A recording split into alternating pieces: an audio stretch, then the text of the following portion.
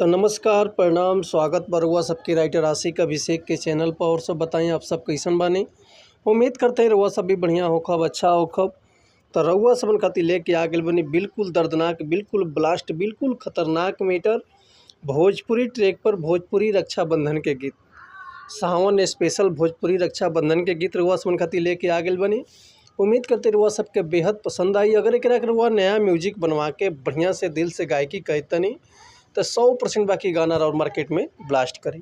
लेकिन ऐसे पहले रुआ समन से एगो बात कहल चाहब कि अगर रुआ गायकी में इंटरेस्ट बा आ गायकी में कदम रखले बानी, गायकी कल चाहत नहीं, गायकी रुआ के पसंद बा और रुआ के बढ़िया बढ़िया मीटर नहीं मिलत, बढ़िया गाना नहीं मिलत, बढ़िया से तो बंदे नहीं मिलत, बढ़िया से रुआ गायकी नहीं कर पाओ, बढ़िया रुआ समन के म्यूजिक नहीं मिल पाओ, तो रुआ अगर हमारा चैनल पर आयल बन तो रुआ सबके निराश भइले के जरूरत नहीं है।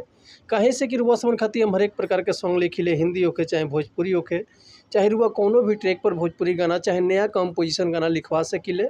लव सॉन्ग, ऑर्केस्ट्रा सॉन्ग, बेवफाई सॉन्ग, पूर्वी, निर्गुण, भजन, लोकगीत, लयदारी, रंगदारी, जातिवाद सॉन्ग, चाहे जिला के ऊपर गाना, चाहे रुआ अपना मनपसंद के कोनो भी गाना लिखवा सकिले, वो बिल्कुल उसी चार्ज पर। तो ये से कहल चाहब रुआ समन से कि रुआ अगर मैं चैनल पर आ गए बनी, चैनल पर पहला बार बानी, चैनल पर नया बानी, तो चैनल के लाइक कर दी, सब्सक्राइब कर दी, बेल आइकन प्रेस कर दी, ताकि कोनो वीडियो अपलोड करी तो सबसे पहले नोटिफिकेशन रुआ सबन के मिले। अगर वीडियो रुआ सबके अच्छा लागता, गाना रुआ सबके अच्छा लागता तो एगो प्यारा सा कमेंट कर दी। चली देर ना करते हुए आज के मीटर देख लिया कैसे बा, का एकर लय बा, का एकर धुन बा, ये रुआ सबन के हम गा के बताओ। तो उम्मीद करती रुआ सबके बेहद पसंद आई। ऐसे हाल ही में एगो गाना वायरल भरल शिल्पी राज के कि यही से सज धज के बानी विदेश से भतार आवतरे। हम रुआ सबन के बढ़िया से गावत नहीं के, लेकिन यह धुन पर रुआ सबन खातिर बिल्कुल ज़बरदस्त मीटर रक्षाबंधन के लेके आ गई बनी। तो चलिए देखिए आज के गाना कैसे बा।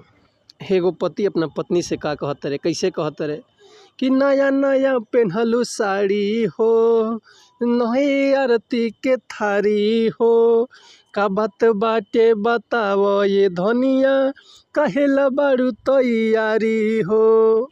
अरे कुछ हो तो बताओ हमसे कि नया नया पेन्हलू साड़ी हो, नए आरती के थारी हो, का बात बाटे बताओ ये धनिया, कहिला बारू तैयारी हो।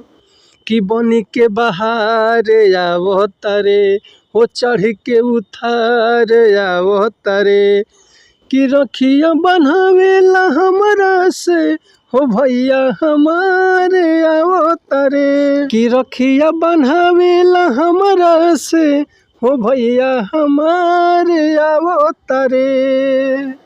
तो उम्मीद करतनी मीटर रुआ सबके बेहद पसंद आयल हुई। अगर ये गाना के रुआ फुल लिखवाल चाहते हैं तो डिस्क्रिप्शन में हमारा कॉन्टैक्ट नंबर बा, व्हाट्सअप नंबर बा, तो रुआ कॉल कर सकिले, व्हाट्सअप कर सकिले, रुआ के बिल्कुल उचित चार्ज पर फुल गाना मिल जाए। लेकिन एक और बात रुआ सबसे कहल चाहब कि अगर हमारे गाँव में कोनो मिस्टेक होता तो भैया क्षमा चाहतनी, ऐसे कि हम गायक तो ना हैं, हम तो है राइटर, रुआ सबन के खाली बता सकिले, समझा सकिले। तो मिलत है नेक्स्ट वीडियो में कुछ नया गाना, कुछ नया धुन, कुछ नया कंपोजिशन लेके।